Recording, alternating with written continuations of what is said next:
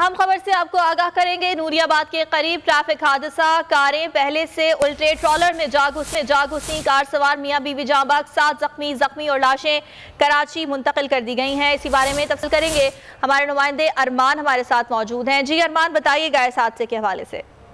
जी बिल्कुल, ये M9 motorway पे जो है कराची से हैदराबाद आने वाली शाहरा के ऊपर जो है एक तेज रफ्तार जो ट्रॉलर था जो उलट गया था, जिससे कुकिंग ऑयल जो बह के शाहरा को जो है फिसलन कर दी थी, जिसकी वजह से पीछे से आने वाली तेज रफ्तार कारें थी जो उसके अंदर जा घुसी थी।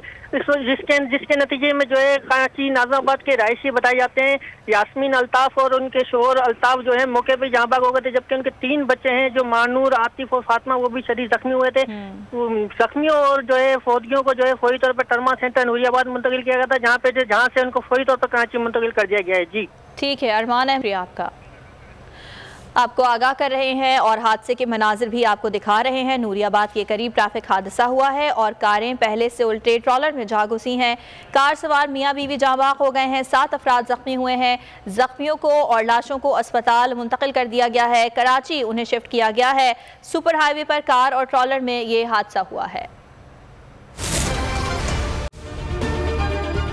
अगर आपको ये वीडियो पसंद आई तो हमारे चैनल को सब्सक्राइब करें और बेल आइकन पर क्लिक करें।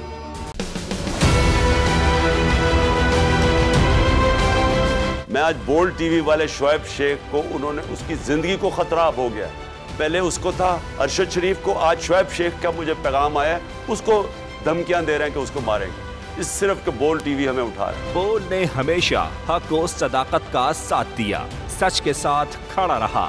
हम हैं मिसाल अब्र, मगर इस हवा से हम डर कर सिमट ही जाएंगे, ऐसे भी हम नहीं। बड़ी मुश्किलात, बड़े बड़े चैलेंजेस, सिर्फ बोल खड़ा रहा, बोल डटा रहा।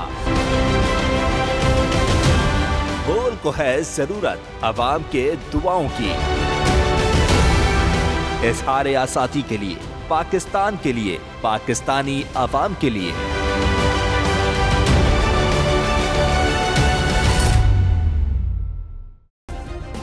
सब्सक्राइब करें और बेल दबाएं ताकि कोई खबर रह न जाए।